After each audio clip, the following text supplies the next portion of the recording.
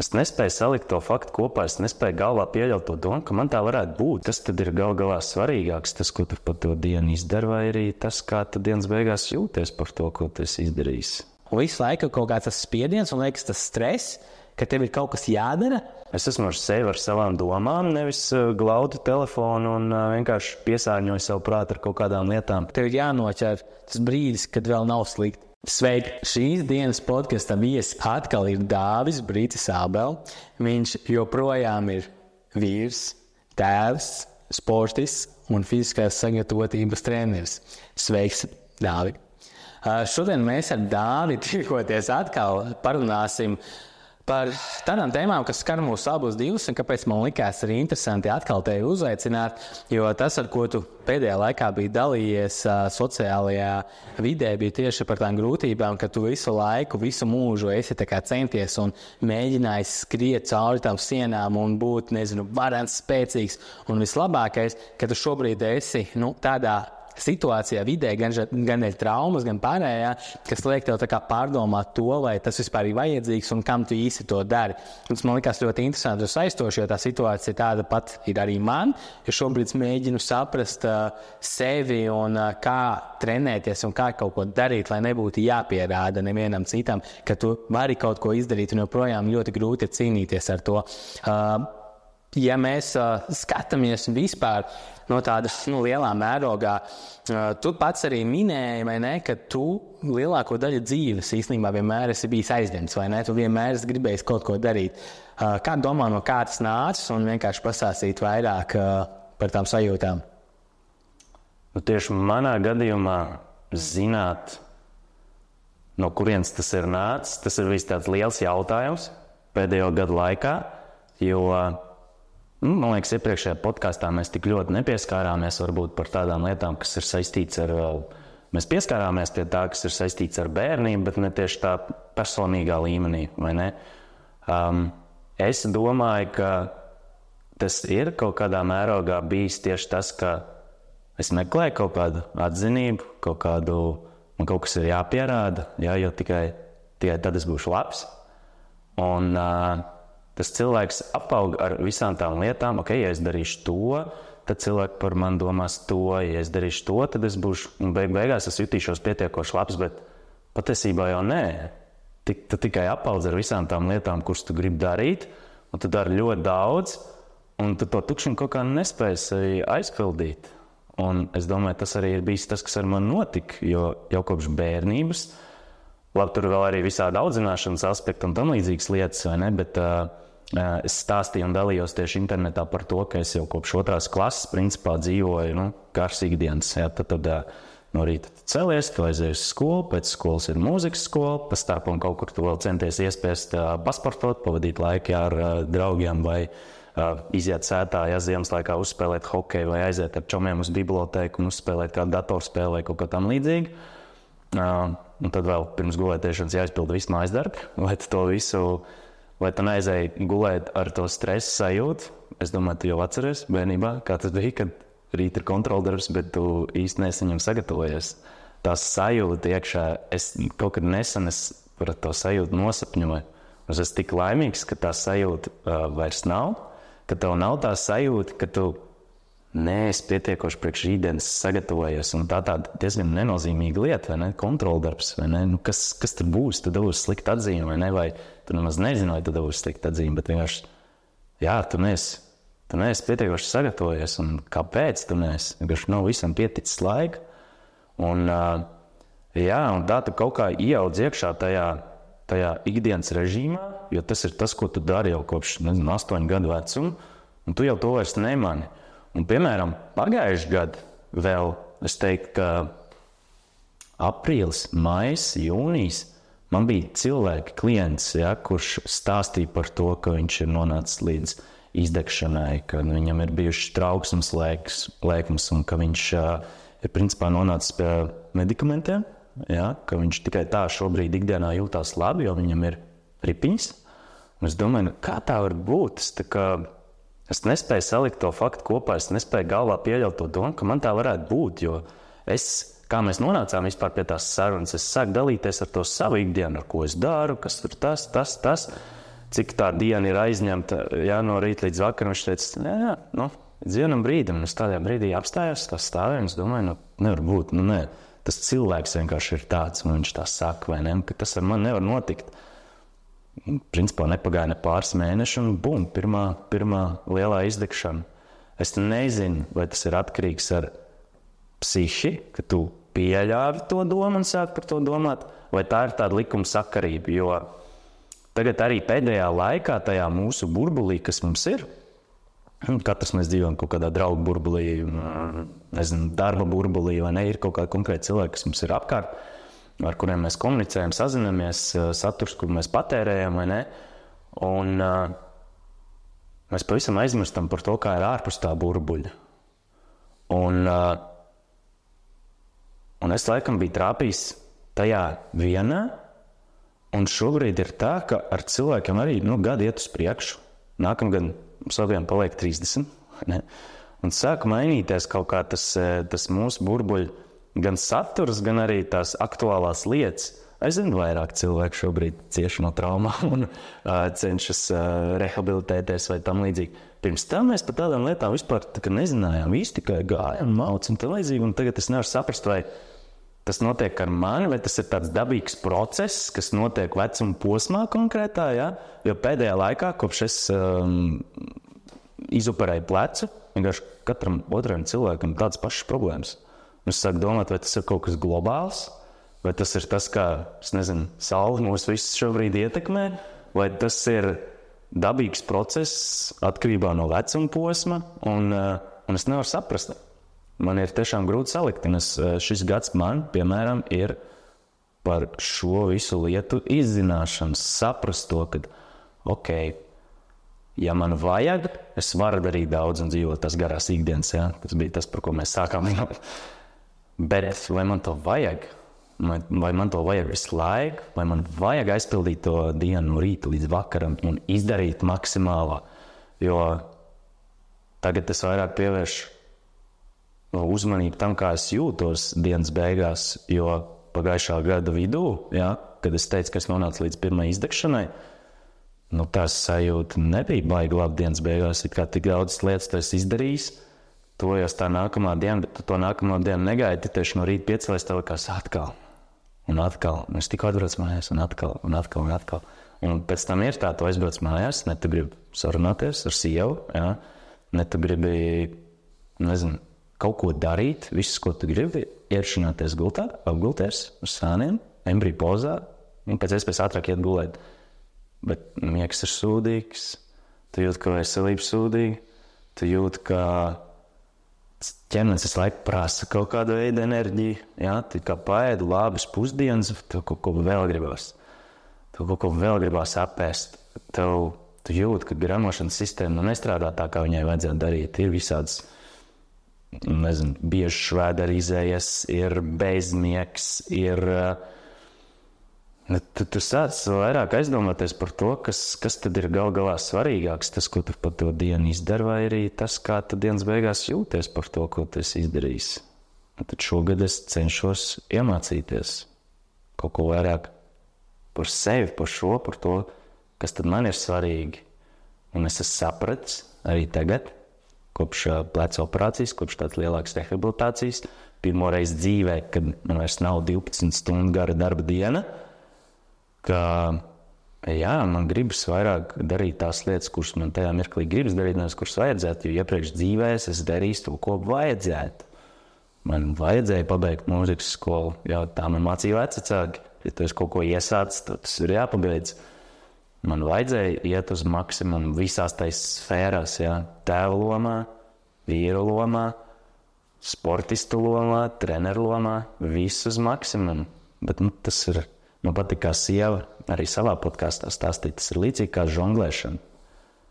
Cik bumbiņas tu spēj tā nožonglēt? Pa lielam 3 bumbiņas ir komfortablāk, un tad tu mēģini sadalīt, to sociālo dzīvi, darbs un nezinu, laiks sev, vai kas tad ir tās 3 svarīgās lietas, kuras tu izvēlēsies, un iemācīties tā forši sabalansēt, lai smuki var slēgt žonglēt, man liekas, tas ir grūtākais no darbiem.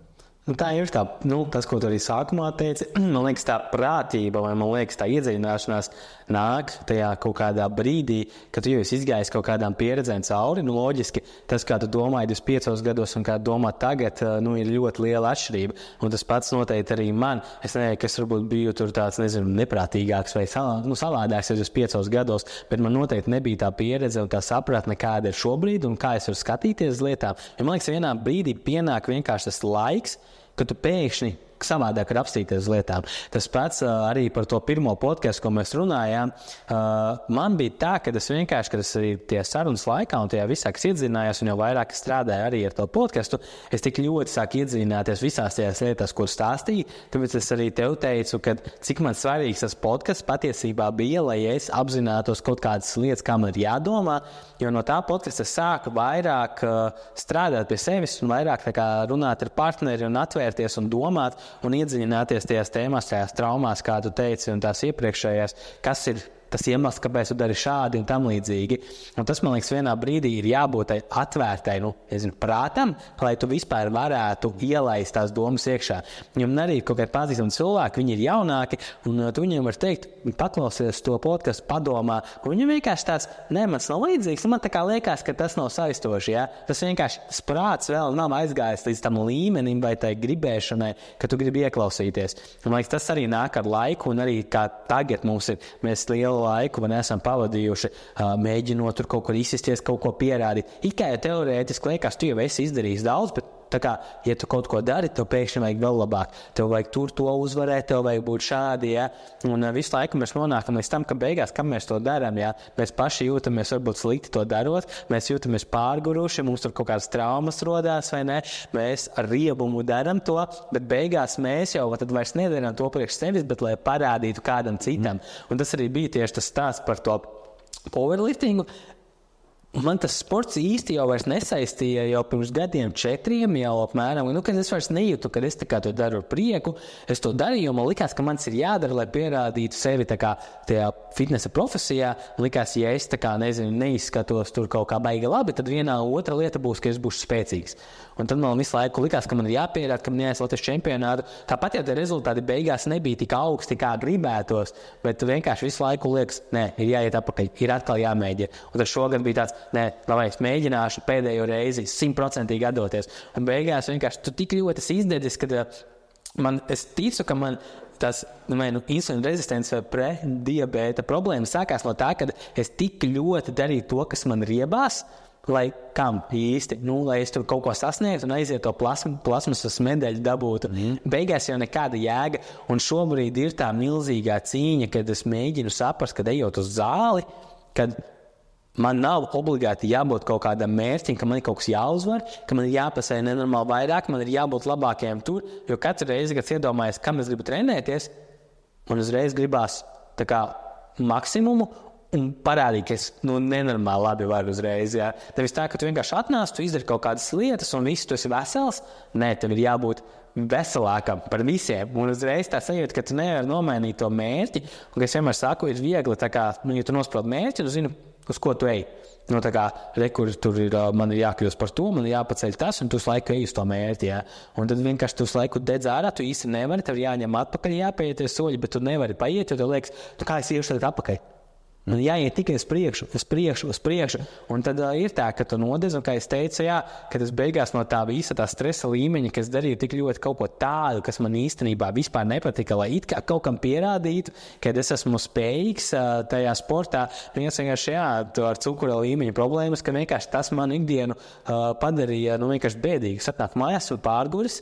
Beigās jau tiešām tikai no tā cukura līmeņa svārstībām man gribās ēst to, es negribās komunicēt, es arī, kā saka, gribu iekrist vienkārši krēslā un es varu 3-4 stundas nekustēties, varu vienkārši peli grozīt un viss, jā, un beigās tas īstenībā, protams, iznāca no tā, ka cukura līmenis visu laiku lēkāja augšā lejā. Un tā ir tā problēma, kas man liekas ir ko grūti risināt cilvēkiem noteikti, kam nav tā sajūta, ka tu gribi sacensties visu laiku, noteikti grūti klausīties un saprast, kā tas ir, ka tev visu laiku gribās, tu it kā gribi nenormāli daudz izdarīt, bet tu tā kā nevari beigās saņemties, un tad tu kaut ko spied, ko tev nevajag, Un tad viss beigās tu vienkārši nonāc pie tā, ka tu tā kā izdedz. Un, jā, man arī tā, kā tu teici par to fitnesa treneru profesiju un pārējo, kad arī, piemēram, tā profesija prasa, piemēram, sociālajā mēdījā likt saturu. Un man ļoti ilga perioda, kad man bija tā izdegšanas fāze, kad es ar tā cukuru līmeni cīnījos, man bija tā, ka es katru dienu domāju, man taču kaut kas ir jāieliek tajā mēdījā, bet es nekad neieliku. Bet katru dienu domāju par to, ka jāieliek. Un vienkārši mēnesi neko neesmu ielicis, bet pēc visu laiku domāju, ka ir jāieliek. Un visu laiku kaut kāds tas spiediens un liekas tas stress, ka tev ir kaut kas jādara. Tad, man manā gadījumā es par to neizdarīju beigās, bet es visu laiku domāju, ka es gribu to darīt. Jā, un tas atkal tāds man ir vajadzētu darīt. Tad tu sev prātā to tulko, ka to vajag darīt, bet viens tad rodās tā vēlme, tā vajadzība. Man liekas, ka tas ir tas, ko tie sociālie mediji. Mēs bieži vien runājam kaut kādas lietas vai kaut kādas pārliecības, bet tās pārliecības nemaz nenāk no mums. Kāds mums to ir pateicis, jā, tev vajadzētu vairāk likt satura.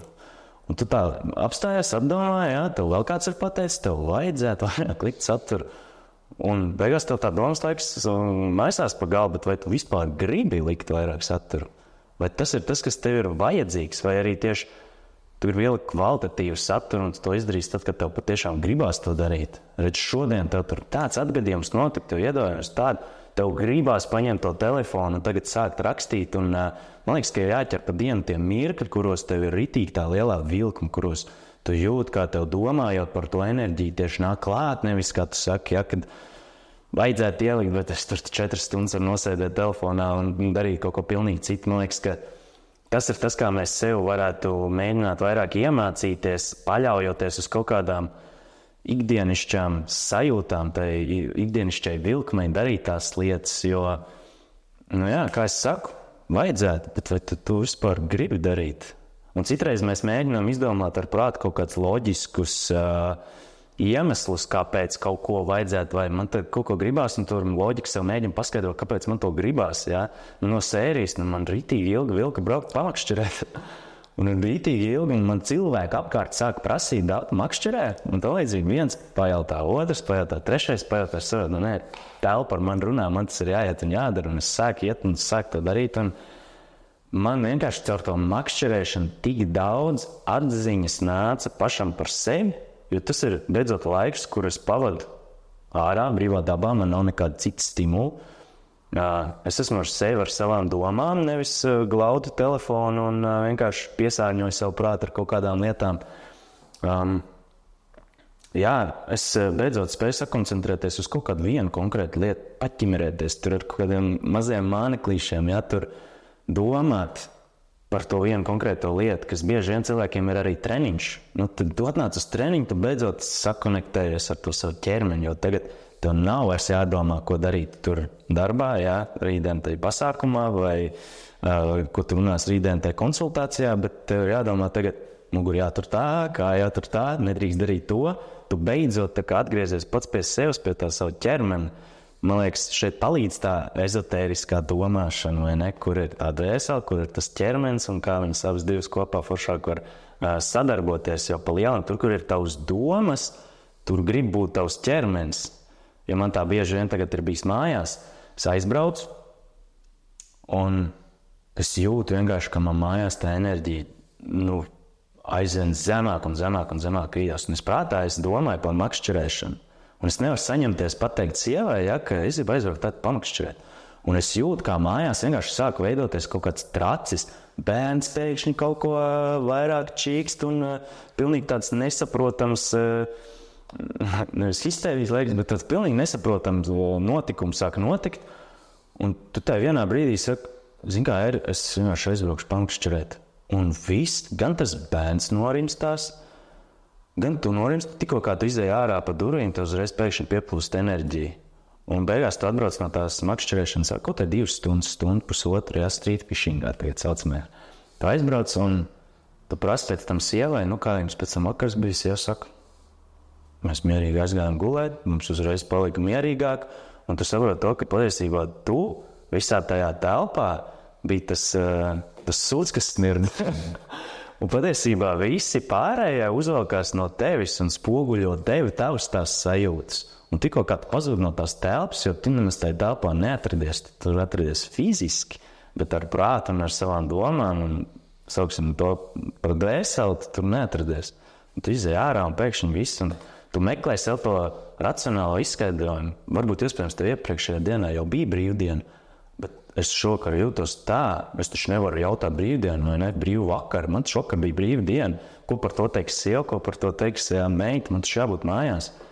Tas ir atkal par to, ka tas ir tas, ko prāts domā, ko vajadzētu darīt. Jo skaidrs taču ir viens. Man gribās makšķerēt.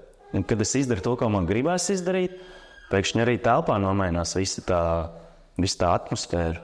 Un es aizēju, un gan bērns ir laimīgāks, gan sieva ir laimīgāk beigās, gan arī es esmu laimīgāks. Un nākamā diena, ja es valsts noķeru zivi, tad vispār. Bet tu domā, ka tā kā tu skaidri tagad saprati, jo iepriekš, piemēram, ja tu teiktu, kā bija pirms kaut kādiem gadas, piemēram, vai nedaudz vairāk, tad, kad tu, piemēram, nemakšķerēji. Tu nemakšķerēji iepriekš, tagad tu vairāk esi darījis to, bet tev bija kaut kas tāds, ka tu domā, ja tu ietu, tad tu tāpatās justos kā tagad par makšķerēšanu, vai šobrīd tas ir kaut kas tāds, viņš ir tik laba lieta, ka tu esi tajā dabā, ka tu vienkārši fokusējies tikai uz to vienu lietu, vai būtu kaut kas tāds iepriekš tev bijis, jo, loģiski, gan jau, kad visu laiku ir bijuši tā sajūta, ka tu nevari iet ārā, un tu īsti nezini, kur iet, vai ne? Tad tā, man liekas, arī ir tā problēma, ka tu īsti nezini, ko tev darīt. Tev zini, ka tev kaut kas ir jāiet, bet ko darīt? Pirms gada es vispār nespēju saprast nevienu savu kaut kādu iekšējo sajūtu. Citreiz ir bijis tā, ka man sieva pasaka, zini kā, es redzu, ka tu te apkārt kaut kur trinies, un ka šeit kaut kur paņem mašīnas atslēgas un brauc, nezinu, uz kino vai kaut kurien. Un tas saņem beidzot kaut kā tādu apstiprinājumu, pēc tam tā aizēja, izdara tās lietas, saprot, jā, man to vajadzēja. Bet pirms gada es vispār neko no tā nezināju. Un tāpēc es teicu, šis gads, arī kopš pagājušā gada izdegšanas, man ir bijis mācīties un mēģināt saprast, kas ir tas, ko man gribas darīt, jo iepriekš visu laiku tu esi mēģinājis darīt tās lietas, lai pierādītu kādam, kāds tu esi, ja, bet kas tev ir vispār kādam jāpierāda, kāpēc tu vienkārši nevar būt tāds, kāds tu esi, ja, bez tā spiediena kādam kaut ko pierādīt. Man šodien gribās, es iešu un darīšu to, ja, protams, ir mājās jābūt komunikācijai, ir jāmāk lietas sarunāt, un tu to nedrīkst darīt ar kaut kādu, nezinu, agresivitāti vai tam līdzīgi. Bet es esmu tiesīgs uz savu laiku, bet ja tu to nezini, ja tu to neapzinies, ja tu nezini vispār, ko tajā mirklī prasa tavs ķermenis, tad, diemžēl, tu nesapratīsi. Tu nepareizi tulkos to visu, un tev nebūs tā enerģija. Tu jutīsi, ka tu dari, un tas bija tas, kā es pirms gada arī dzīvoju. Pirms gada es vairāk darīju tās lietas, ko man vajadzētu darīt, bet tās lietas viss bija saistīts ar bērnību. Ja? Tas, ka man nav bijis tēvs klātesošs, ja? Tas, ka es kopš 6 gadu vecuma esmu dzīvojis arī pie vecākiem, man kaut kā tas ģimenes modelis manā prātā, acīm redzot, radīja ritīgi lielu spiedienu. Es kaut kā izteikti centos, ja man tagad ir jābūt mājās, ja pēc darba es būšu mājās, jo man nebija tēvs klātesošs, es būšu savam bērnam klātesošs. Ja? Mani vecāki nespēja savā starpā labi tur sakomunicēt, man ir maksimāli jādomā, lai mājās būtu miers, mājās būtu viss saticībā un tam līdzīgi. Es tik lielu to spiedienu visam turēju, un beigās to spiedienu turēju sevī iekšā, ka es jau sev pazaudēju, un es aizmirsu par to, ka es taču to visu jau daru. Es drīkst bišķiņ tā kā atslāpt. Man nav katru dienu, nezinu, jānorīk kaut kāds rūgtums, lai saglabātu mājās mieru. Es drīkst kādreiz izteikt kaut kādas savas emocijas, jo es viņas apslāpēju, tad viņas man sagrauzīs no iekšas. Un es taču esmu šo 3 gadu laikā un savai meitai bijis klātesošs, es drīkstu paņemt brīvu vakaru. Tad, kad es sāku to darīt, man visu laiku bija vainas sajūta. Es domāju, bet es neesmu tagad mājās, kā tas ir vispār. Grūti ir, tas ir arī jāuztrenē. Tu to dari vienreiz, tu to dari 2 reizes, tad tev lēnām sāk palikt vieglāk. Tad tu atkal sāc domāt par kaut kādām citām lietām. Tad atkal kaut kas paceļās, jo tā vide mājās mainās. Sievai sāk likties, ka vīrs mainās, un kā tā var būt, tagad būs savādāk, atkal tam prātam ir jāpierod pie tās jaunās vidas, bet, tādā māju dzīvē, man liekas, ir svarīgi, kad jūs abi zinat, uz ko jūs ejat, jūs abi zinat, uz ko iet otrs, jūs par to komunicējat, jūs tās lietas darat kopā. Mums ir palīdzējis, visādi pašizaugsmes kursi, vis kaut kādas tādas lietas, pārterapija, kurā mēs beidzot ar trešā cilvēka klātbūtni esam spējīgi iemācīties komunicēt par savām sajūtām. Es to iepriekš vispār pat nezināju, un citreiz vienkārši tai komunikācijas laikā tu saproti, ko tu gribi, ka tu sāc vokalizēt to. Jo mums vīriešiem ir grūtāk, tāpēc, ka bērnībā puika apkrita, neraud nekas, viss kārtībā, nekas nenotika. Mēs apslāpējam to, mēs beigās nemaz nesaprotam, vai tev saka, puikas neraud, vai puikas nedara to, puikas nedara šo, puikām jābūt tur stipriem, un tu beigās apaudz ar to, ka tev ir jābūt tikai tā vienam, kaut kādam, spēcīgam tur, neraudāt, nerunāt par emocijām. Beigās tu paliec pie tā, ka tu nemaz to nemāki darīt. Tu nemaz nezini, kas ar tevi iekšā notiek. Bet ja mēs no bērnības mācām tam bērnam, tagad mēs mācām par dusmām, mēs mācām par skumjām, mēs mācām par prieku, mēs mācām to, ka tās sajūtas ir labi, katru no viņām izdzīvot, piedzīvot, nevis tu jūties bēdīgs, tev tagad ir jāmēģina pēc iespējas ātrāk kļūt priecīgam. Tu drīkst to emociju izdzīvot. Ja tu esi tajā mirklī dusmīgs, veselīgā veidā izdzīvot to savu emociju. Ja tu esi skumjš, arī veselīgā veidā izdzīvot. Ja tu esi priecīgs, dar to pašu. Mēģināt atrast tos veidus, kas tev beigās palīdz. Jo bieži vien tas noved pie kaut kādām destruktīvām darbībām. Tu jūties slikti, tu meklē kaut kādu, alkohols, tur narkotikas, mūsdienās krāpšana. Man liekas, tā tieši ir tā, kad, ja tu kaut kas nepatīk, tu nemēģini to risināt, tu mēģini atrast kaut ko citu jaunu, kas dod kaut kādas labākas emocijas uzreiz. Tas, kā tu saki tieši par to krāpšanu, kaut kādas problēmas ir, tu nemēģini viņas pat risināt mājās, tu mēģini atrast kaut kādu shortcutu pavisam kaut kur citur. Nevis tu risini to, kas ir mājās. Jo tu zini, ka tu noteikti to cilvēku mīli, tā daudz saka, es mīlu to cilvēku, bet pēkšņi jāiet kaut kur citur. Tas noteikti ir vienkārši par to, ka tu nespēji risināt to problēmu mājās, un tu meklē kaut kādu ātru veidu, kā padarīt sevi priecīgāku, laimīgāku uz to sekundi. Un pēc tam atkal, tas tāpatās kā, vai ne, ar to dzeršanu. Tu, piemēram, tur dzer, viss ir forši, tev ir jautri, piecelies no rīta, un tev ir slikti, un tev ir divreiz sliktāk nekā iepriekš. Bet saproti, ka tagad tev ir paģiras, tagad tu sāc aizdomāties to, ka tu mēģini kaut ko tur noslīcināt alkoholā, un šajā gadījumā tu atkal uzreiz nākamajā dienā jau noguris, pārguris, jau atkal ķeries pie pudeles un atkal turpini to ciklu. Tā ir, tas ir arī noteikti nedaudz par to disciplīnu un sevis to saprašanu.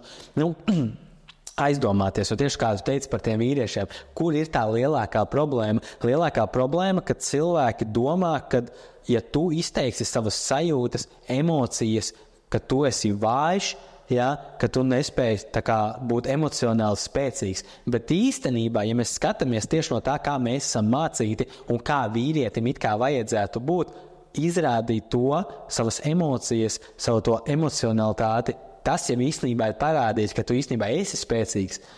Jo tas jau nav nekāds aizvainojums, kāds teikt, tu tur izsakies šitā, tu izsakies par daudz, tu rādi savas emocijas un tam līdzīgi. Protams, ir kaut kāds limits, tā kā tu iepriekš teici, ka tev kaut kādā ģimenes mērogā, kad skaties, tev ir jābūt kaut kādā brīdī spēcīgam un ar savu, jāparāda, ka tu esi tas stabilais koks mājās, ka, piemēram, sieva vai bērns emocionāls, tev ir jāparāda tajā brīdī, bet tad pēc kāda laika tu atkal vari attiet no tā un parādīt arī, ka tu arī vari domāt un vari būt emocionālāks. Ir kaut kādi brīži, nevar būt emocionāls visu laiku un jebkuru lēmumu pieņemt emocionāli, vai ne? Protams, ir kaut kāds limits. Bet tieši kā tu saki, tad mājās ir jābūt tai vietai, kur tu vari komunicēt un stāstīt par to, kas tev uztrauc, ko tev vajag un ko tu gribi. Gan no attiecība, gan no dzīves. Vai ne? Nevis tā, ka tev vienmēr jābūt šādi, jābūt tur spēcīgam un tu nedrīksti, pat raudāt vai tam līdzīgi. Tas tā interesanti, jo man liekas, tas, kas man liekas arī ar to vecumu un nāk, ka tu sāc saprast, pat, nezinu, vai tu raudi vai tu izrādi telefonā, kāda starpība? Kāda starpība, ko citi domās? Tev ir svarīgi, ko domā cilvēkiem, kādas ir domas cilvēkiem, kas ir apkārt, kuri tev ir svarīgākie. Nevis tur kaut kāds Saša un Pēķē, ja? Vai viņiem liekas, tas ir mīkstais, ka tu raudi, ja? Vai tev kāds emocijas tevi pārņem. Tas nav svarīgi, ko viņi domā. Tev vienkārši ir jābūt priekš sevis. Ja? Un tas ir tas, ko man liekas šobrīd vīrieši un īpaši tie, kas ir tāda vecāka gājuma, viņi vienkārši nespēja to. Viņiem liekas, ka viņiem vienmēr ir jābūt saspiestiem, nosprostotiem, un viņiem nav jāizrāda nekas, kā viņi jūtās. Viņi tikai, viss, man ir labi, viss ir ok, ir normāli. Jā. Visi kā viens. Ir tā kaut kāda, nezinu, tas alfa modelis galvā, ja, kad īsts vecs būs tikai tas, ja, kurš nerauda, ir spēcīgs un tā. Kas viss arī, protams, ir labas īpašības, būtu diezgan muļķīgi, ja kaut kādā situācijā, kur tev jābūt stipram, tu stāv raudās. Tāds nepārprotams situācijas, vai ne, kur tev ir jāparāda tas savs raksturs, ja tu pēkšņi, sāks raudāt, arī, kāpēc ne? Katram tomēr ir savs, katram ir savs veids. Es vairāk gribu par to, ka mums ir jāiemāc no sevi tās sajūtas dabūt ārā. Jāiemāc saprast, kas ar mani tagad notiek.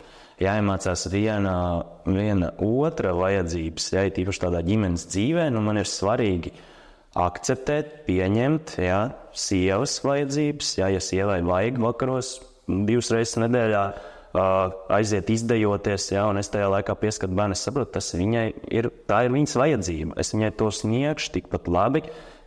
Tā pašā laikā viņa sniegs manas vajadzības, kas ir aizbraukt pamakšķerēt, tur 2 reizes nedēļā vai 2 reizes mēnesī vienalga. Vienkārši respektēt tā otra vajadzības un katrā tajā momentā, kad tas cilvēks prasa, šeit arī runiet par tādām robežām, ir brīdis, kurā man ir jāpastāv par to manu vajadzību. Jo man ļoti labi patika vienā no terapijām, kur ir jautājums, piemēram, tev, kas ir tavs ūdens puķei? Kas ir tas, bez kā tu ritīgi nevar? Tu jūti, ka tu to esi dabūjis, tu vienkārši piepildies. Runa neiet par kaut kādām tur atkarīgām lietām, bet runa ir par kaut kādu. Piemēram, mēs sapratām to, ka man laiks vienatnē ir nenormāli svarīgs, bet man ir jābūt tiešām vienam. Tā, ka man neviens netraucē pie telefona, ka es varu būt viens un ka man nav kaut kāds laika limits. Ka man nav jāskatās pulksteni un jāsteidzās, kaut kur jābūt noteiktā laikā. Es piepildos no tā tajā pat laikā, piemēram, man sievai šis te ūdens puķei ir uzmanība, kas savā ziņā mūsu šīs 2 vajadzības kontrastē, jo tajā brīdī, kad man ir šis te laiks vienam, es neveltu viņai uzmanību. Un mums ir jāiemācās vienam otram kaut kādā veidā izdarīt tā, lai šīs abas lietas strādā kopā, vai ne? Un, man liekas, ka tās ir lietas, kuras jūs risināt pāri terapijā, un pāri terapija nestrādās, tad jūs jāmācītās lietas neizmantosiet ikdienā. Mums pagāja vairākas sesijas, vairāki mēneši, kuru laikā mēs iemācījāmies atpazīt, kas tagad notiek telpā, ka tā ir viņa vajadzība. Es zinu, kas man ir jādara. Jo loģiski, citreiz gadās, ka mēs noreaģējam, bet patiesībā mēs noreaģējām tā, kā mēs bijām redzējuši bērnībā, kā šajā situācijā mana mamma noreaģēja pret manu tēvu, šāds teikums pasakot vai tam līdzīgi. Es patiesībā tā nemaz nedomāju. Tas ir mans pirmais galvā, tas, ko es vairāk esmu redzējis, vai ne? Un tad, principā, ar to otru personu strīdās mana mamma, nevis es. Un iemācīties, to otru vajadzību ieraudzīt, atbalstīt, pašam paprasīt, arī saprast un nemēģināt ar loģisku prātu izdomāt. Kā es sākumā minēju, ja man iepriekšējā dienā ir bijusi brīvdiena, vai es visu dienu esmu nosēdējis mājās viens pats, nezinu, kaut kā tā ir sakrities, un tad atbrauc mājās sieva, no dārziņa atbrauc mājās arī meita, un es sāku just to, ka man gribas iziet ārā. Es negribu. Un tad, kā man to pajautāt, tu uzreiz galvā jau domā to atbildi, ko teiks sieva. Sieva teiks, kā tu taču visu dienu jau biji mājās, kāpēc tev vajag vēl tā kā pabūt vienam vai ne? Bet citreiz vienkārši tev vajag arī to vakar, bišķiņ pamainīt to vīdi, pamainīt to, kaut vai tev pa dienu jau ir bijusi brīvdiena, kāpēc es to nevarētu paprasīt? Un atkal beigās, paprasot to, izdarot to, visiem mums ir labāk. Jā, jo tu jūties labāk nākamajā dienā, tev ir resurss, jā, tu vari vairāk atkal paņemt uz sevi, un tas vienmēr atgriezīsies pie tā, cik tu pats daudz par sevi būs parūpējies. Tad arī nospraužot tās robežas, plānojot to laiku sev vienam, prasot no otra veselīgā veidā un arī dodot otram viņa vajadzības. Nevar visu laiku tikai viens. Jā, tas īstenībā ir ļoti labi, kā tu pateici, kad tu it kā varbūt neesi bijis mājās kaut vai tu esi bijis vai otrādi, tieši kā tu saki, kad atnāk vai tas otrs cilvēks vai tam līdzīgi, ka tev pēkšņi tas sajūta tāpatās, ka tu gribi pabūt viens, bet atkal liekas neloģiski jautāt no otra cilvēka, vai pēkšņi aiziet projām. Bet, ja es to visu dienu esmu bijis prom, vai tu esi visu dienu bijis prom, pēkšņi tu atkal gribi būt prom. Ja? Tā jau arī ir, un tas beigās ir tāds, tā berze vai ne vienam ar otru, jo, kā tu saki, ir ļoti grūti pateikt, un noteikti otram ir ļoti grūti saprast, ka tev pēkšņi vajag laiku atkal sev, kaut vai tev jau ir bijis laiks sev. Un tas arī, man liekas, viena no tām lietām, kad tā kā saprast, ka, piemēram, tu esi strādājis visu dienu, no 9 līdz kaut kādiem 5, atnākt mājās, ja, un tu it kā gribi to laiku sev, bet tev, ir arī jādod laiks ģimenei, bet tam otram cilvēkam varbūt liekas, bet tu jau nemaz neesi bijis mājās, mums jau nav bijis laiks kopīgs mums, bet tev īstenībā vajag to laiku sev. Un tāds saka, ir grūti pateikt, nē, es gribu tagad atpūsties, vai es gribu pabūt viens ar sevi, lai tas otrs cilvēks nejustos aizvainots. Vai ne? Tas, man liekas, ir ļoti sarežģīts. Man liekas, tas arī attiecībās visās ir tāda problēma, un ir grūti, man liekas, arī grūti no otras puses redzēt, un ir grūti pašam to pateikt. Un tad parasti lai tikai saki, lai tas otrs cilvēks nejustos aizvainots, tu turi sevi iekšā, un tāds, labi, mums būs laiks tagad kopīgs, bet tev tik ļoti vajag tikt ārā. Nākamā diena pienākt, atkal kaut ko dari, varbūt tev kaut kur ir jāsteidzās vēl pēc dabas mājās, un atkal tev ir tā kā jāvalda tas laiks. Bet tā problēma, man liekas, beigās ir tāda, ka tas pavadītas laiks kopā ir nekvalitīvs. Un beigās no viņa nekāda jēga nemaz nav. Ja beigās varbūt tu to dienu, kad tev vajag paņemt brīvu aiziet izdarīt viens pats, tad nākamās 3 tu varētu veltīt 100%, nevis tur 15 vai 20%, vai ne? Tā noteikti ir problēma. Tā noteikti ir kaut kas tāds, ko es arī nespēju un nemāku. Un man arī vienmēr, kā mēs runājām ar iepriekš, ir tā sajūta, kad tev ir jābūt mājās, tu nedrīkst citur iet. Tā kā liekas, kā? Un ir īpaši tev vēl grūtāk, liekas, ar bērnu, kad liekas, kā tu drīksti vispār citur iet? Tev ir jābūt mājās, tevi gaida meita, tu nedrīksti nekur citur būt. Ja? Kur tu iesi ar draugiem, tagad runāsies. Un tad atkal ir tā otra daļa, kur cilvēki ļoti bieži nāk mājās, un viņiem vienalga ir, ja? Un tas atkal ir tā pretējā puse. Tā es teiktu sliktāk, ka tu nāc mājās vispār un nedara neko, bet sevis tā, tā kvalitāte tomēr mainās arī tieši no tā, lai tu iedod sev laiku atpūsties, lai tu varētu izveidot to kvalitāti. Tas tāpat kā būtu sportā. Pirmdien tu 3 stundas trenējies, otrdien, trešdien, ceturtdien, un tu pēkšņi sestdien tu esi šokā, ka tev trauma pēkšņi no tā, vai ne? Ka tu esi tik ļoti daudz darījis, tu neesi iedevis atpūsties ķermenim, un tagad tev pēkšņi veidīs kaut vai sacensības tie sestdienā, un tu esi 5 dienas nomačījis, un tad tev ir tāds, kāpēc slikts rezultāts, kāpēc jūtos slikti? Kas notiek, ja? Jo tu neesi sev iedevis to iespēju atpūsties. Bet, tā ir tāda ļoti delikāta robeža, man liekas, starp to visu. To savu laiku sev paskaidrošanu visiem, tas, man liekas, izstāst, ka tu esi tā diezgan labi saprasts, un arī no sievi, tu kāds saka, arī ir jāmācās. Tā kā tu izēj ārā, tad ir jāmācās saprast, ka tas ir normāli. Tas nav kaut kas slikts. Tas ir normāli, kad izgājis ārā. Vai tu sēdi tie laivā un domā, kad smējās, kad aizbrauc uz atvaļinājumos, un tu skaties, piemēram, suņa bildi kaut kādu, un tu domā, ka Dievs, ko viņš dara mājās? Vai ne? Ko viņš dara mājās? Sāc rādīt čomiem, pasties, ko man meita tur.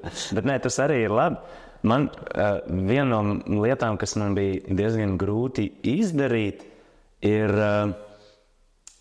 es tagad nevis pazaudēju domu, tik daudz lietas mēs tikko tagad augājām viņam cauri.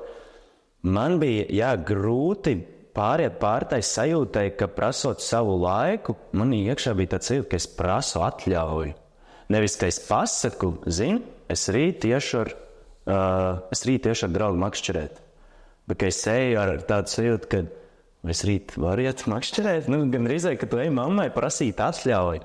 Un man liekas, tā nevajadzētu būt nevienā ģimenē.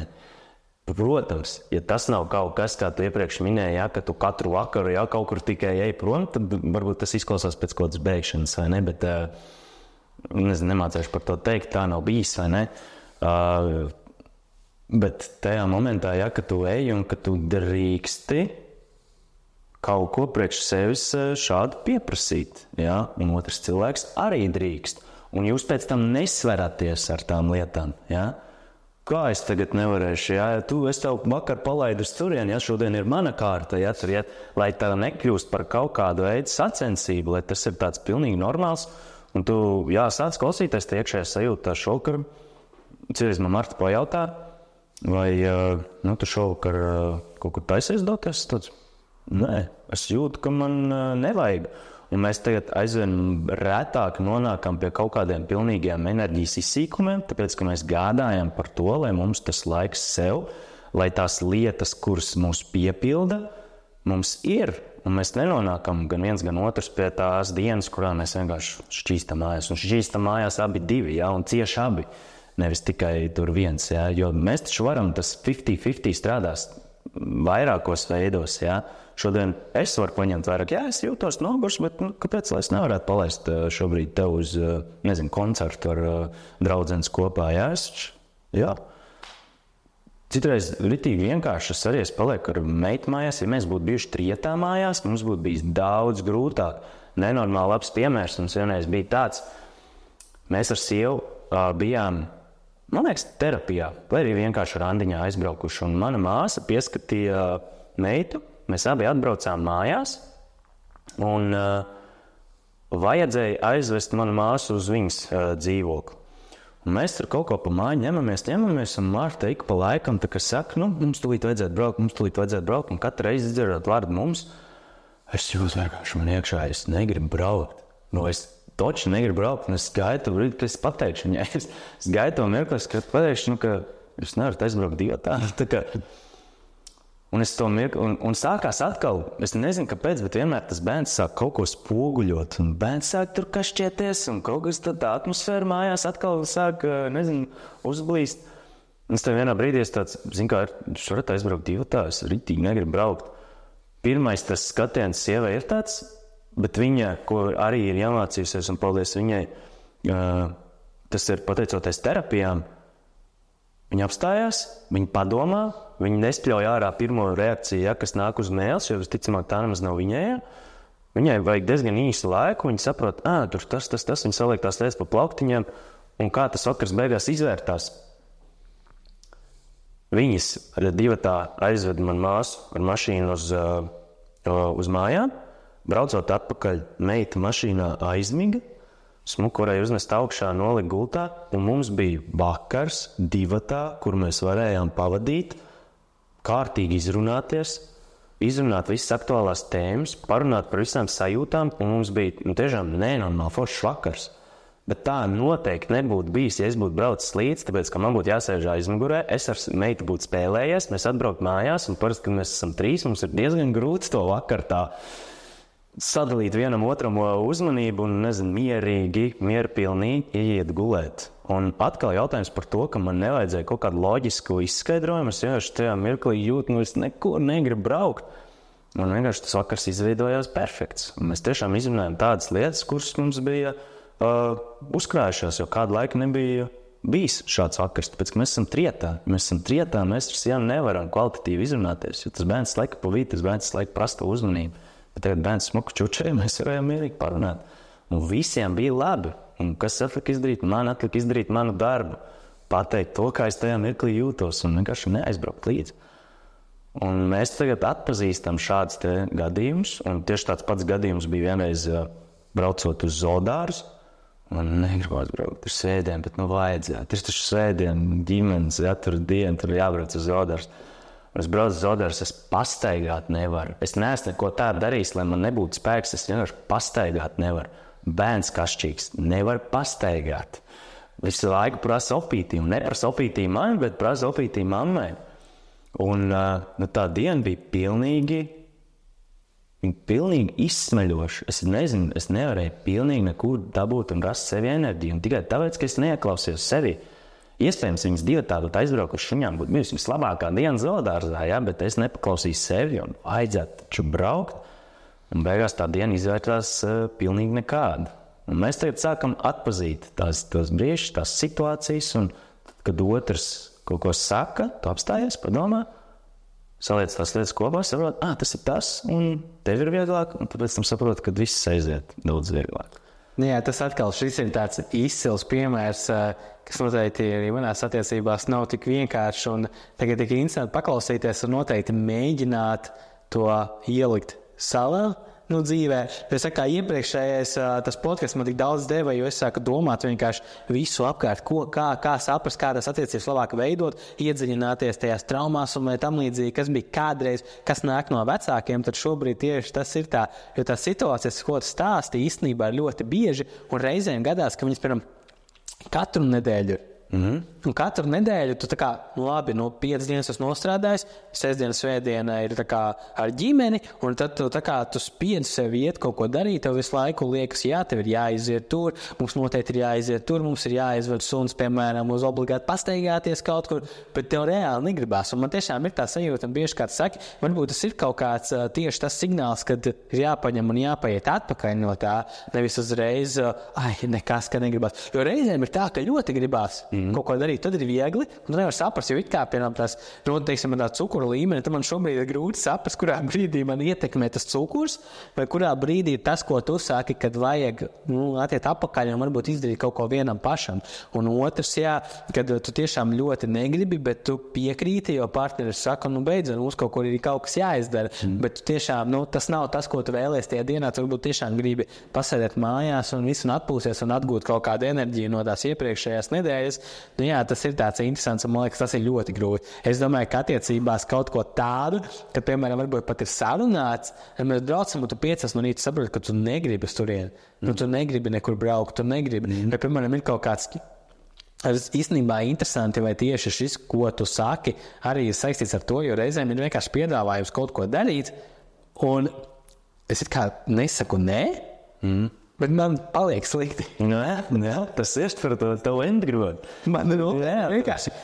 Tā ir iekšējā sajūta. Spiež, un tāds, tā kā, tu nevari pateikt nē, bet tu zini, ka tu negribi, bet tajā pašā laikā man ir dažreiz tā sajūta, ka varbūt es gribu, bet es nesaprotu. Man negribās varbūt iet ārā no mājas. Man ir tieši tā sajūta, ka es varbūt, ja es nonāktu tur, man varbūt būtu labi, bet es negribu tikt līdz tai vietai. Un tas ir interesanti, vai tas ir tieši tas, ko tu stāsti, vai tas nedaudz savādāk, kad negribās to procesu līdz tam, lai tiktu. Tā kā strādāt līdz tam, tu varbūt gribi to gala rezultātu, bet tu negribi doties tur. Tu negribi ģērties, gatavoties un tā kā visu pakārtot dienu tieši tai vienai lietai. Jā, un tas varbūt arī ir tieši tas, arī varbūt kāds sāki, kad ja visu laiku liekas. Tas ir tas pats spiediens, tā kā mēs runājām par to sportu, ka tev it kā vajag kaut ko, tu gribi, tev, nevis tu gribi, tev liekas, ka tu gribi. Tu sev mēģini ieskaidrot, ka tu gribi, un tas īstenībā nemaz nav vajadzīgs tev. Un tas arī, tu it kā domā, ka tas ir vajadzīgs. Mums ir obligāti jāizbrauc tur, mums ir obligāts jāizdara, bet tu īstenībā negribi. Tu gribi vienkārši atvilkt elpu un atpūsties un dabūt to laiku sev, un tikai pēc tam varbūt nākamajā reizē. Tas noteikti varbūt arī tieši tā ir. Un tas noteikti būs jāizmēģina un jāpaņem tā grāmata, jo, manai sievai ļoti patīk. Tas podcasts viņai ļoti patīk, kāds runāja un viss.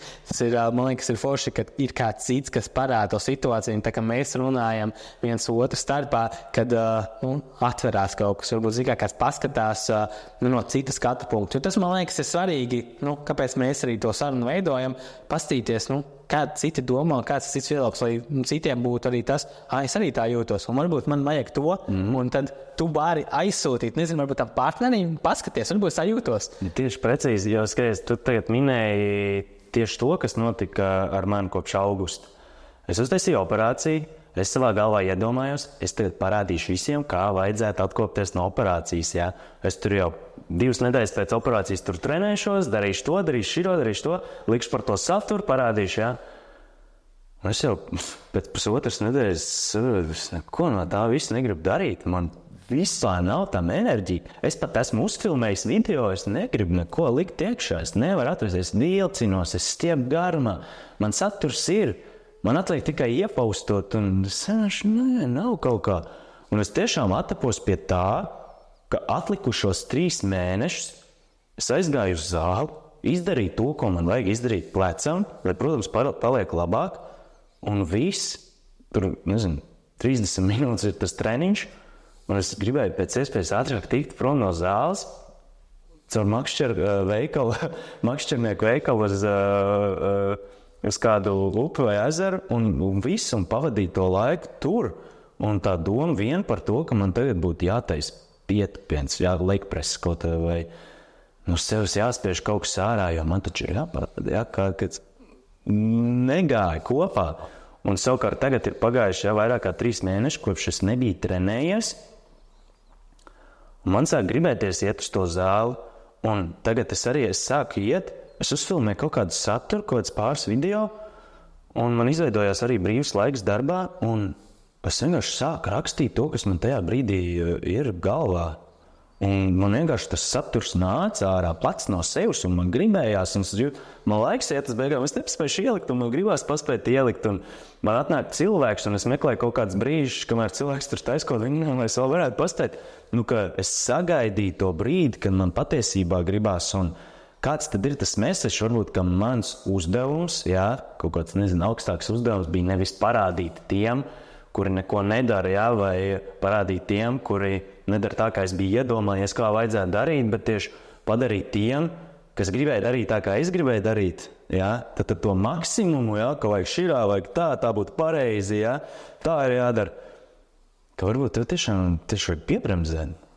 Varbūt, ka mans vēstījums bija tiem, kas visu laiku iet un mauc un dara un mēģina izspiest maksimumu, ka, hei, varbūt paņem beidzot pauzi, pasties atpakaļ, cik ilgi, kad tu tā jau dari, un varbūt tas bija tas, kas tev noved pie šīs situācijas, un varbūt tas ir tas, ko tev dzīve grib iemācīt, jo tas ir tas, ko es sev iztulkoju, ka, piemēram, mēs to saucam, ka telpa par tevi runā, ka viens no maniem bijušiem kolēģiem no iepriekšējās zāles, kuras strādāja, teica, ka bursīts, arī daļa no tā, kas man bija plecā, ir mahātāja sindroms.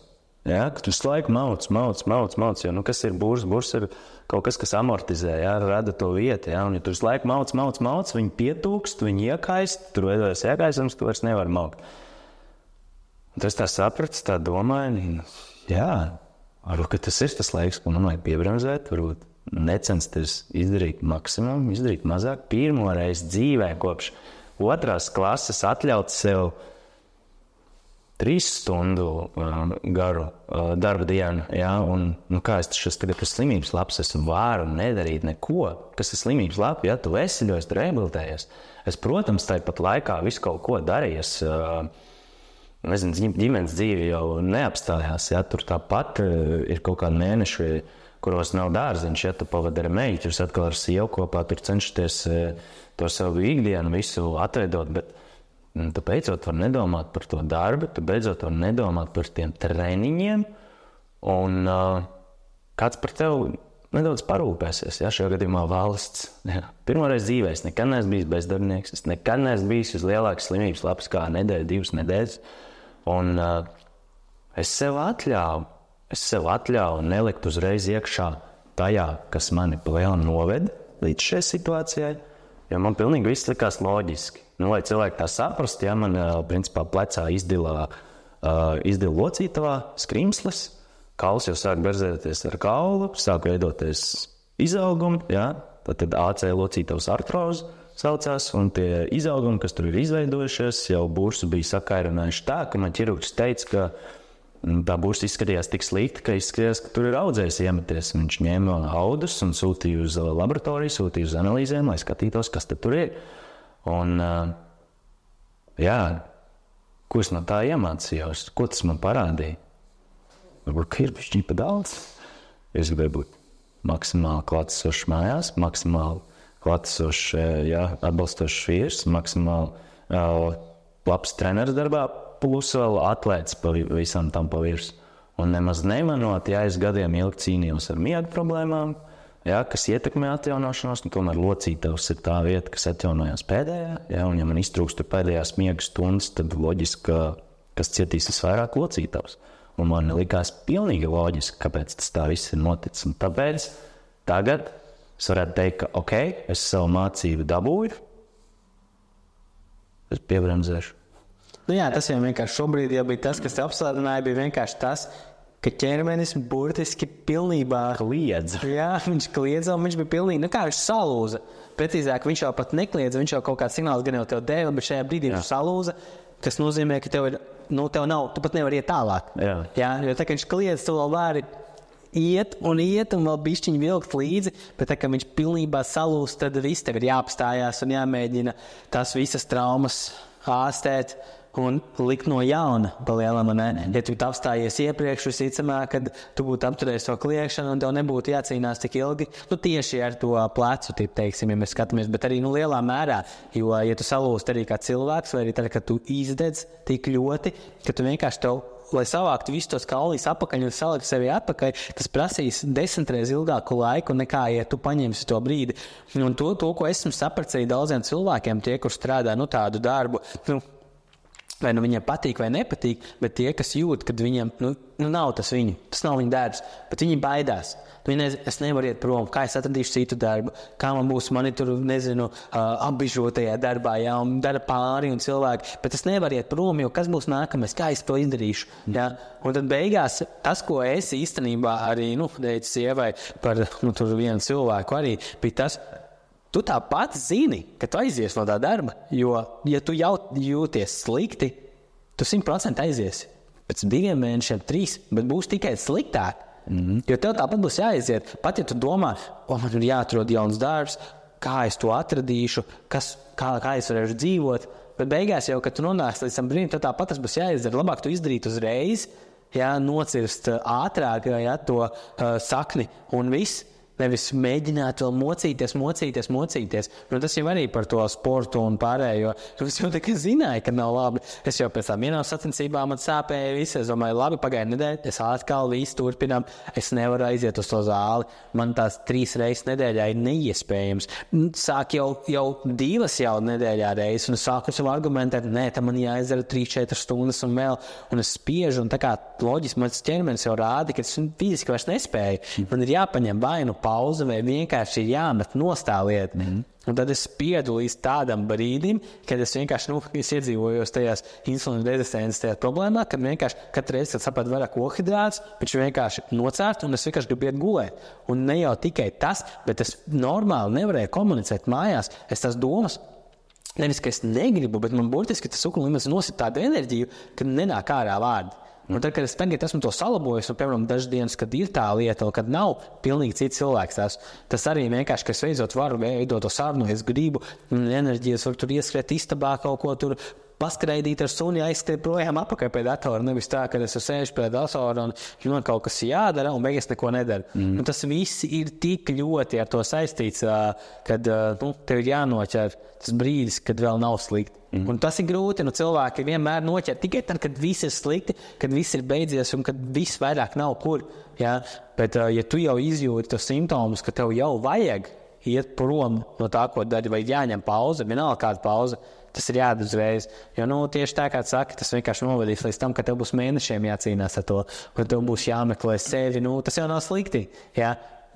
Saprast sevi, meklēt, bet tas arī, nav jau noteikti daudz cilvēki, kas, piemēram, var pamest kaut kādu profesiju un 3 mēnešus neko nedarīt, ir jau slimības labs. Tas tomēr arī ir tāds balans vai vispār, kā es saku arī, ir grūti aiziet no darba, vai ne?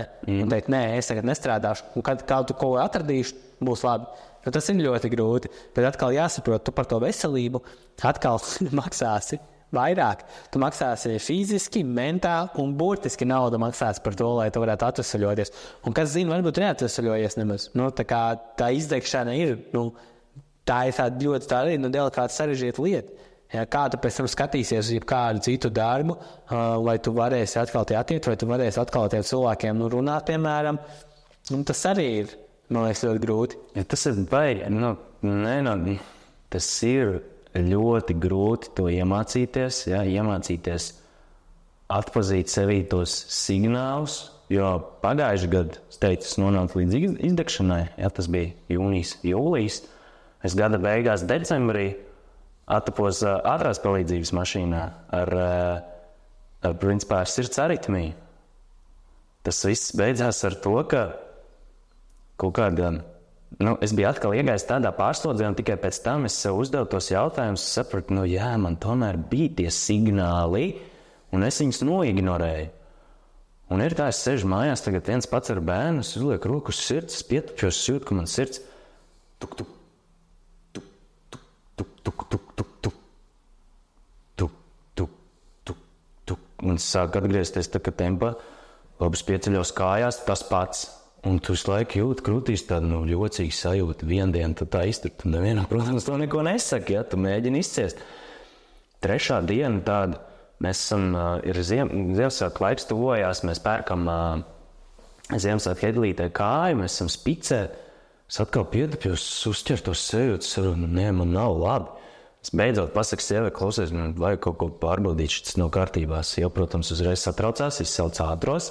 Mēs lecam iekšā mašīnā, ātrie ir izsaukt uz mūsu mājām. Mēs mēģinām no Spicas aizbraukt ar mašīnu līdz mūsu mājām. Tieši sanāca, kad iebrauc ātrie iekšā mūsu pagalmā, un tad mēs iebraucām iekšā, sākām tur pīpināt, un es kāpu ārā no mašīnas, mājām ātrajām, lai viņi nāk, un prasu, jūs saucāt? Es saku, jā. Iekāpu iekšā, man saslēdz pie visiem aparātiem, un tad, tas ārsts man sāka izturšņāt. Pirmais jautājums, protams, alkohola lietojas. Pēdējo reizi dzēru pagājuši gadu. Tieši gads bija pagājis, tieši pirms gada, aptuveni Ziemassvētku laikā, pēc Boksa akadēmijas fināla, mēs izdomājām nosinēt, un tā bija pēdējā reize, kad es pieskāros alkoholam. Es viņam saku, nē, es neesmu dzēris. Un tad, protams, jautājums pēc jautājuma, un mēs sapratām, ka tā atkal ir pārslodze. Es biju no augusta līdz novembra beigām gatavojies sacensībām, tātad sacensību cikls kārtējais. Tas bija vēl laiks, kurā mēs ar sievu gulējām atsevišķi, jo tas bija vienīgais veids, kā es varēju kaut kādas miega stundas savākt, jo no visas tās pārslodzes es naktī mostos no kaimiņu pirmdienu augšā. Un man pēc sacensībām dīvāns bija aizvests uz pārvilkšanu. Tas nozīmē, ka es atkal gulēju ar viņām kopā, un es kaut kādā 2 nedēļas pēc kārtas vēl sliktāk izgulējos. Un tu zini, cik pēc sacensībām svarīgi ir atkal atgūt to, lai tu atpūšās nervsistēmu, lai tu atgūst to imunitāti un vispārējo. Un salikām visas tās lietas kopā. Es, protams, uzreiz pēc tam nākamajā nedēļā es pieteicos pie labākā iespējamā kardiologa, lai paskatās sirdi. Man sirdī viss ir kārtībā, sirds kambariem viss ir kārtībā, vārstuļiem viss ir kārtībā. Visi rezultāti, visas pārbaudes liecina tikai un vienīgi par to, ka ir pārslodze. Jo kardiogramā arī tie spicumi, kas tur ir nenormāli spici. Un mēs tad pamanījām to, ka mēs tajā laikā arī komunicējām ar vienu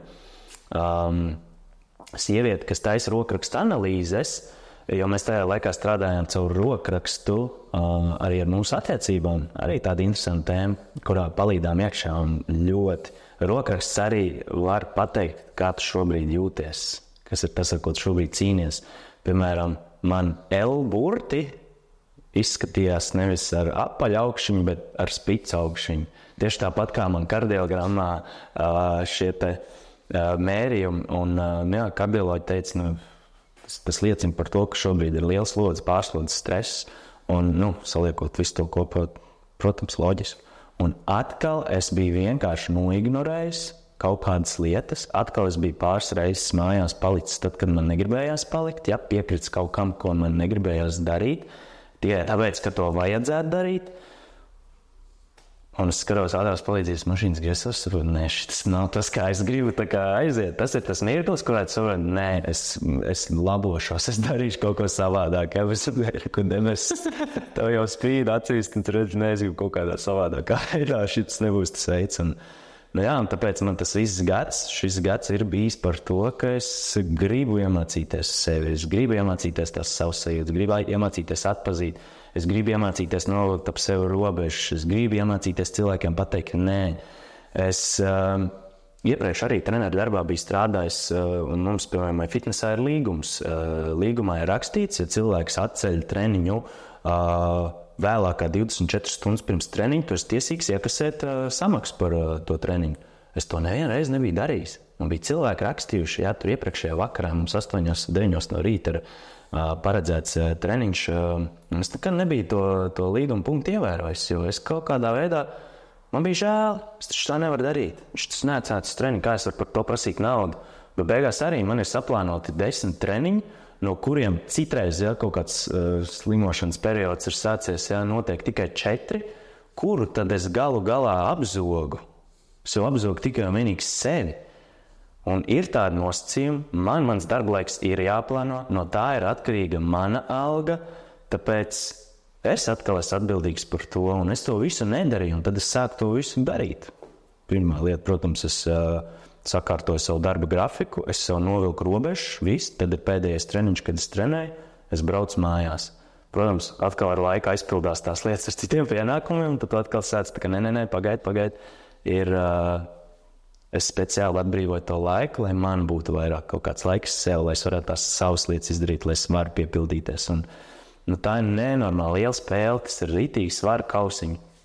Mācēt atpazīt, kurā brīdī tev ir nepieciešams kas. Un mācamies. Šobrīd mēs esam trāpījuši tajā burbulī, kurā mums ir jāmācās tās. Un tieši tā, kad saka, ja, 23 gadīgam tas vispār nebūs aktuāli. Kāpēc? Tas ir, man liekas, tas moments, kurā tu ej un mauc un spied to savu sulu ārā. Ja, tu mēģini atrast, kurš ir tas brīdis, kad tu esi tā izdegšanā, un tad paņem 2 soļus atpakaļ.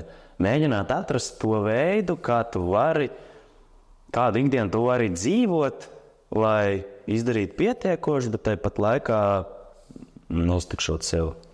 Man liekas, ka noteikti nav, kā tu saki, kad ir jāspiež un jāmēģina atrast to brīdi pirms tās izdegšanas, jo man liekas, tas ļoti grūti. Tas, man liekas, ir, nezinu, cik daudz cilvēku to var, bet atkal tā viena lieta, ko esmu sapratis, ka vienkārši ir jāpiepilda dzīve ar lietām, ko tu gribi, pat ja tu mēģini maukt un darīt kaut ko papildus un ļoti daudz, tev ir jāatrod kaut kas lietas, kas vienkārši piepilda tevi. Un tas, man liekas, ir tas galvenais, kā saka, tā lieta, kas ir jāņem vērā un uz ko ir tā kā jāskatās. Un ir īpaši vienalga, vai ir 18, vai 20, vai 25, vai 40, jo nekad nevar zināt, varbūt citi nesasniedz arī to limitu līdz 40 gadiem, ne jau tikai vienā brīdī saprot.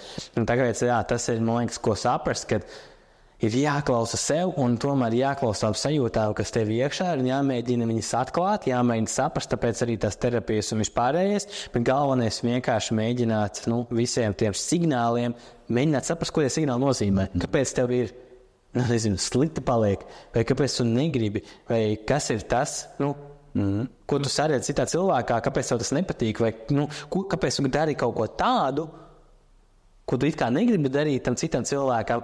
Jā, tas arī ir tas, kas man no tā pirmā podkasta, kad mēs runājām, īstā uzreiz mainījās. Tā terapija ir nenormāli svarīga. Zini kā, iepriekš arī tu kaut kādu informāciju kaut kur esi sagrābies, bet tev jau nav tāds konkrēts, pie kā pieturēties. Ir grūti pirmo reizi saņemties, aiziet pie tā terapeita, jo tas ir tas brīdis, kurā tu atzīst, ka tur kaut ko netiec galā, ja? Ka tev kaut kas ir, kas tev ir jāatrisina, vai ne? Vai citreiz tu pat nezini. Mums ir bijis tā, mēs ejam uz terapiju, mēs nezinām, ko mēs tajā dienā runāsim. Bet tas terapeits jau ir tas, kas tev palīdz saprast, kas šodien notiek un par ko mums vajadzēja šodien varbūt parunāt. Bet, maz cilvēki to saprot un maz cilvēki grib sākt pirms jau ir pa vēlu. Jā, mums, piemēram, tagad pati terapeita teica, ka mums nav vairs jēga tikties tagad. Ja jūs gribat, jūs varat atnākt tur pēc pāris mēnešiem, bet es vairs neredzu jēgu. Jūs tik ļoti labi tagad esat iemācījušies atpazīt viens otrs sajūtas, un tas, par ko mēs runājam terapijās, es redzu, ka līdz nākamajai terapijai jūs ar to esat strādājuši, un jūs jau mākat. Es jums vairs neesmu vajadzīga, un tas ir tas mērķis, un ir pāri, kuri to sasniedz tikai 5-6 gadu laikā, jo acīm redzot, tas jau viss ir bijis tik ļoti ievildes garumā, un jūs ķeraties pie glābšanas riņķiem tikai tad, kad kuģis jau grimst, bet kāpēc nesākt ātrāk, kāpēc nesākt un nemeklēt to palīdzību ātrāk, jo taču vienmēr var labāk, tu pat iespējams nezini, tas ir līdzīgi kā ar treniņiem, tu vari sākt šodien un iet un mēģināt uzzināt visu informāciju un trenēties pats, un kaut kad tu nonāks tādā līmenī kā profesionāls treneris, bet cik tas tev prasīs laiku, Jo es droši varu teikt, ka es to daru kopš kaut kādas 6. klases. Ja, jo 6. klasē sākās fiziskie normatīvi, es sapratu to, ka es esmu vājš, un es meklēju tos veidus, kā kļūt stiprākam. Ja. No 10. klases es sāku ar bodybuilding, tad, protams, pusauģu gados svarīgākais ir lielāka muskuļi, lielāks tas. Un tad tu nonāc līdz kaut kādam brīdim, ka tu saproti, te muskuļiem kaut kā, es kaut ko citu laikam gribu, kaut ko bišķiņ savādāk, kaut ko ar viņiem arī izdarīt, es tikai smagu frontāli pacelt. Tu sāc atkal citur skatīties. Tad, tu iekšā kaut kādā, es nezinu, tev gribas maksimālismu, sasniegt to tur, būt maksimāli labam tajā. Beigās tu nonāc līdz izdegšanai, beigās tu nonāc līdz kaut kādām traumām, pēc kurām tev vispār ir grūti tikt ārā. Bet tu vari tikt pie cilvēka, kurš tam visam tagad šitā ir izgājis cauri, un viņš tev parādīs, viņš var tev pastāstīt caur savu pieredzi. Jā, es arī tā darīju, es tā mēģināju, ar mani notika tā.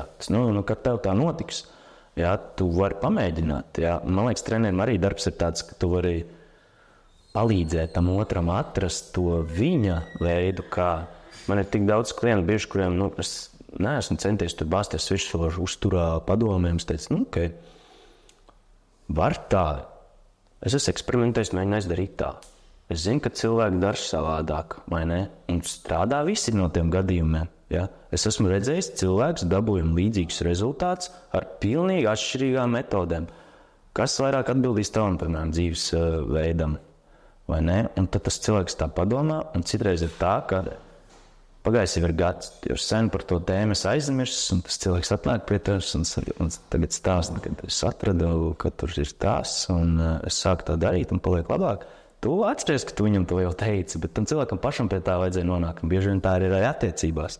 Mums jau arī ir tā, ka es jau gadiem atpakaļ viņai teicu kaut ko, ko viņai vajadzētu darīt, un tagad ir pienāca tas brīdis, kad viņi nāk pie manis un saka, klausies, zinu, ko es uzzināju. Bet, ir kaut kāds īstais laiks katrai no tām lietām, un man liekas, ka es gribētu laikam iedrošināt cilvēkus negaidīt to brīdi, kad ir pilnīgi sūdīgi un kad visā mājā jau deg, un pamēģināt, aiziet. Atrast to terapeitu, vienkārši paskatīties, paeksperimentēt ar tām lietām. Kāpēc ne? Tas ir randiņš. Jūs pabūstat arī kaut kādā ziņā kopā. Jā, kvalitatīvs laiks jau īstenībā arī savā ziņā ir, jo to, kā jūs jau iepazīstat otru un vairāk saprot. Bet uz šīs nots, tad mēs arī beigsim. Es domāju, ka mēs ar Dāvi nerunāsim arī atkal pēdējo reizi. Man patīk parunāt šoreiz. Mums sanāca viņš nedaudz īsāks atkal, jo mums bija tāds tehniskas problēmas, un nākamreiz mēs noteikti būsim gatavi 3-4 stundu sarunai. Es domāju, ka tas arī jāieplāno. Man liekas, tas laiks tik ātri paskrien, mēs vienkārši visu laiku tikai iet tās domas un sarunas, un es ceru, ka šoreiz kamera varbūt ir nofilmējusi beigas, bet to mēs redzēsim tikai vēlāk. Tā kā, mēs noteikti, Dāvi, tiksimies vēlreiz, un liels tev paldies, ka ieradies.